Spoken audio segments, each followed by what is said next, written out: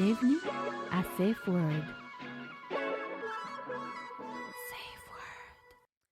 Puis si je vous disais que c'est depuis notre plus jeune âge que c'est grâce au pouvoir de répétition qu'on apprend.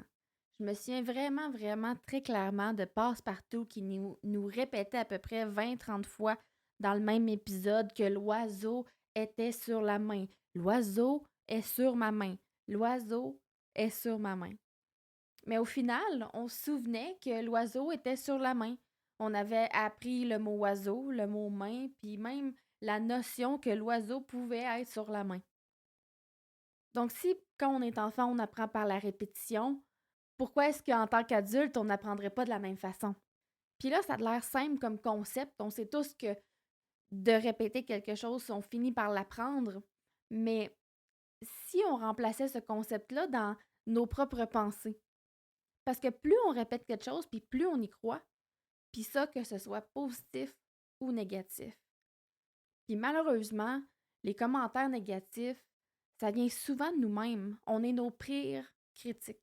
Fait que ce soit de se rappeler tous les jours qu'on a un complexe, qu'on n'aime pas nos petits gras de bras, qu'on n'aime pas nos cheveux, qu'on n'aime pas ci, qu'on n'aime pas ça, ou qu'on fasse juste se rabaisser à une tâche, plus on se le répète, puis plus on y croit. Puis ça me rappelle une anecdote. J'ai déjà travaillé dans une buanderie il y a quelques années. Puis mon boss était vraiment très sympathique. Puis il m'a beaucoup appris. C'était un être extrêmement bienveillant et spirituel. Et dans le temps, j'avais tendance à, quand je faisais une tâche puis que je me trompais, je me traitais de quelque chose. Ah, je suis bien conne. Ah, c'est que je suis nouille. Ah, c'est que je suis ci. Ah, c'est que je suis ça. Tu sais, je me traitais d'un nom ou d'un autre. Puis là, un jour, il m'a dit, pourquoi tu fais ça? Ça suffit. Plus jamais tu vas te traiter de nom parce que plus tu vas te traiter de nom, puis plus tu vas finir à y croire.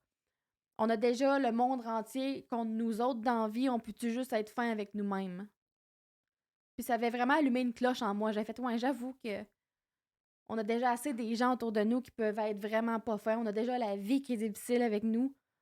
On peut peut-être être gentil avec nous-mêmes un petit peu plus. Puis même si on ne le dit pas sérieusement, juste la force de le répéter, ça peut finir par avoir des impacts, c'est sûr. Je ne sais pas si vous avez déjà entendu parler du Flower Experiment. C'est une expérimentation qui a été faite par Rebecca Cecilia il y a plusieurs années déjà. Et ça consiste en une vidéo de timelapse de photographie avec 3 pots de fleurs. Dans chacune des fleurs, la même plante. Sur chacune des plantes, elle a écrit je t'aime pas et celle du milieu ignorée. Tous les jours, pendant 30 jours, elle a regardé les plantes, puis celle qui est écrit je t'aime, elle lui disait je t'aime. Celle ignorée, elle l'ignorait, puis celle qui disait je t'aime pas, elle lui disait je t'aime pas.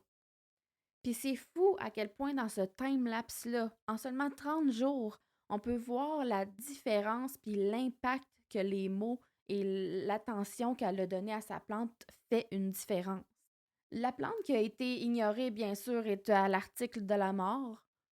La plante qui a été détestée est en vie, mais n'a pas grandi. Mais la plante qui a été aimée pendant 30 jours est facilement 2 fois la taille. Donc, si nos mots ont un impact sur une plante, imaginez l'impact que ça peut avoir sur nous. Fait que c'est le moment d'inverser le processus puis d'arrêter de se critiquer tous les jours puis plutôt de se lancer des fleurs à tous les jours. J'ai une question que je pose souvent aux gens autour de moi quand je les vois être très critiques avec eux-mêmes.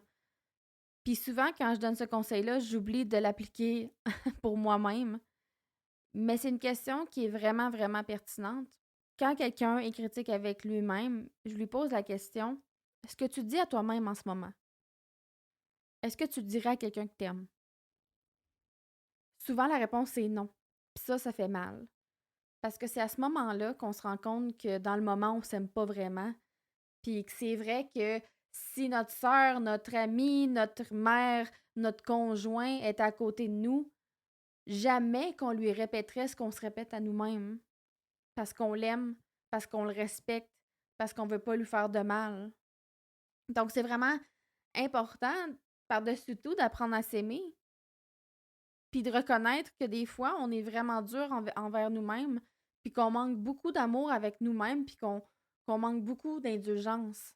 On est extrêmement dur envers nous-mêmes. Puis je dis ça, puis je suis extrêmement dure avec moi-même. On a parlé du perfectionnisme, le premier épisode, puis c'est l'histoire de ma vie d'être dure avec moi-même. Mais quand je me traite de non intérieurement, je me dis, est-ce que je dirais ça à ma mère? Est-ce que je dirais ça à ma mère? Hey, t'as donc bien de l'air fatiguée aujourd'hui. T'as pas été ben bonne. T'as juste été au gym 30 minutes. Jamais de la vie. Au contraire, je voudrais prendre soin d'elle. Je voudrais être sûre qu'elle est correcte. Je demanderais, t'es-tu fatiguée? Ça va-tu? Qu'est-ce que je peux faire pour t'aider? Donc, rappelez-vous de ça, cette phrase-là. Ce que vous dites à vous-même, est-ce que vous le diriez à quelqu'un que vous aimez? Si la réponse est non, ça veut dire que c'est peut-être le moment pour vous d'être plus gentil avec vous-même. Le pouvoir du mental, c'est vraiment aussi important que le pouvoir corporel. L'esprit, c'est un muscle qui peut s'entraîner à s'aimer un peu plus tous les jours, puis à gagner de la confiance aussi. Je répète souvent la phrase fake it till you make it, mais c'est vrai, les gens me posent la question parfois, comment tu fais pour être aussi à l'aise, pour être aussi confiante dans la vie? Ben, je suis pas toujours confiante, puis je suis pas toujours à l'aise, mais je me mets dans des positions qui me mettent mal à l'aise parfois parce que j'ai envie de pas être gênée, puis j'ai envie d'être là, puis j'ai envie d'être sociable, puis j'ai envie de me présenter de façon sociable. Mais j'ai pas toujours été aussi confiante. Il a fallu que je travaille mon mental pour être assez confiante, pour être capable de m'exprimer puis d'approcher les gens en général.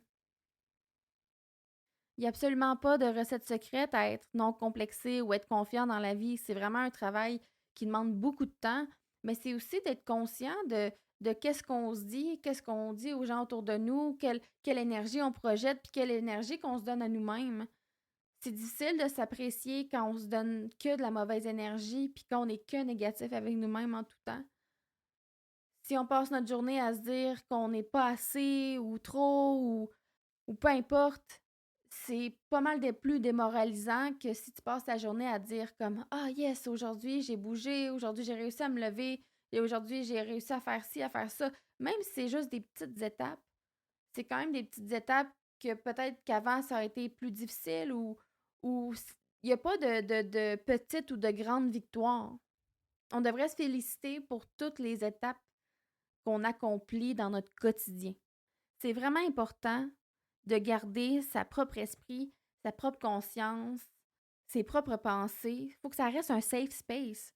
Si on n'est pas protégé puis en sécurité dans nos propres pensées, où est-ce qu'on peut être protégé puis non jugé puis admiré puis aimé?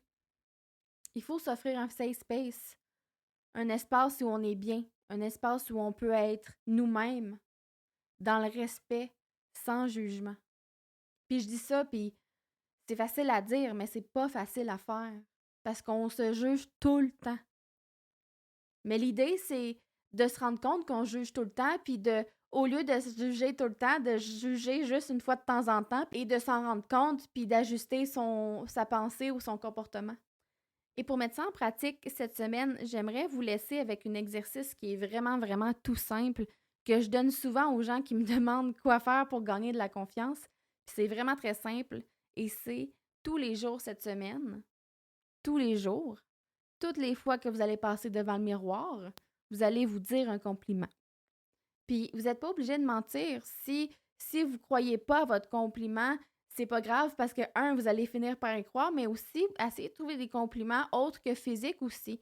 Si vous avez de la difficulté à trouver des compliments physiques chez vous, essayez de vous dire, ben, je suis forte, aujourd'hui j'ai été débrouillarde, je suis organisée, je suis intelligente, je suis créative, peu importe.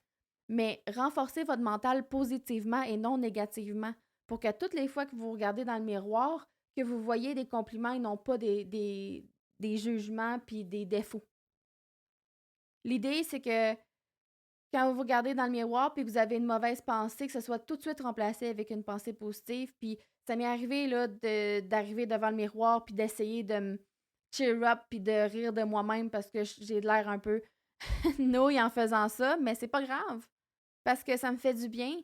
Puis au lieu de voir quelqu'un de complexé, je vois quelqu'un qui a du fun, puis qui se trouve belle, puis qui se trouve le fun, puis qui est organisée, puis qui est souriante. Ça a l'air simple, mais c'est souvent les choses simples qui fonctionnent. Aussi simple que d'apprendre l'alphabet, que de faire répéter à peu près 150 fois l'ordre de l'alphabet pour finir par mémoriser l'ordre par cœur. Il a fallu qu'il y ait une répétition qui se fasse pour apprendre ces mots-là. Ben, il faut qu'il y ait une répétition pour apprendre qu'on est des bonnes personnes puis qu'on est belles. Mais faut commencer à quelque part.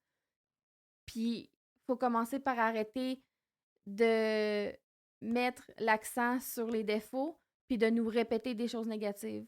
Maintenant, en 2025, c'est le temps de se répéter des choses positives et de vous regarder dans le miroir tous les jours et de vous le dire que vous êtes une bonne personne puis que vous êtes belle, que vous méritez ce que vous avez dans la vie. Puis moi, je vous souhaite que du bonheur et que de l'amour. Puis je souhaite à tout le monde dans la vie d'être confiant, puis d'être bien avec soi-même, puis d'avoir un esprit libre de complexes et de jugement envers soi-même. C'est très difficile, mais je vous dis de travailler là-dessus un petit peu tous les jours, pour vrai, ça rend vraiment, vraiment la vie plus facile, même si ce n'est pas toujours. Fait que voilà, c'est tout ce que j'avais à dire aujourd'hui. C'est un court épisode, mais un petit peu concentré. C'est vraiment un sujet que j'avais le goût d'aborder parce que c'est quelque chose qui revient beaucoup dans ma vie récemment, que ce soit parce que j'ai recommencé le gym ou j'ai beaucoup de choses qui arrivent dans ma vie personnelle en ce moment. Donc, j'ai beaucoup besoin de me rappeler que je vais bien, puis que les choses vont bien aller, puis que je suis forte et résiliente et que la vie est belle. Donc, sur ce, merci beaucoup tout le monde. Merci beaucoup pour tous les commentaires puis votre support sur le podcast. Je ne le dirai jamais assez. Je vous souhaite une excellente semaine. Faites attention à vous. Aimez-vous. N'oubliez pas que votre tête, ça doit être un safe space et que vous devez vous aimer et vous dire des choses que seul vous diriez à quelqu'un que vous aimez. Bye bye.